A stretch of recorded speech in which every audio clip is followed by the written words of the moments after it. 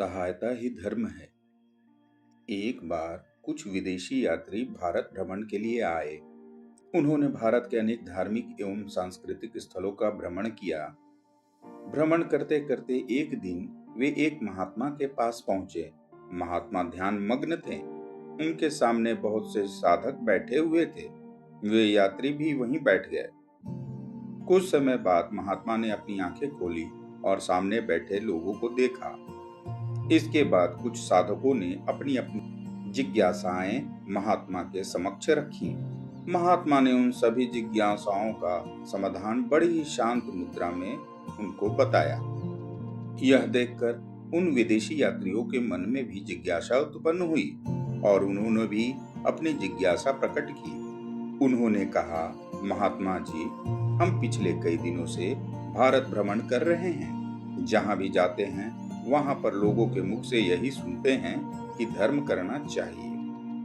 धर्म ही सब कुछ है, इसके अतिरिक्त कुछ नहीं। लेकिन हमारे यहाँ तो ये धर्म नाम की कोई चीज होती ही नहीं। तो बताइए फिर भला हम इसे कैसे करें? यह सुनकर महात्मा मंद मंद मुस्काए, फिर बोले, ऐसा नहीं हो सकता। ऐसी तो इस सृष्टि में कोई जगह ही नहीं है जहाँ धर्म नहीं हो। शायद तुम्हें कोई भ्रम है। इसके बाद महात्मा बोले, अच्छा आप मुझे एक बात बताइए, अगर आप कहीं जा रहे हो और आपके सामने कोई दुर्घटना हो जाए, किसी व्यक्ति को चोट लग जाए, उसका रक्त बहने लगे, तो आप क्या करेंगे?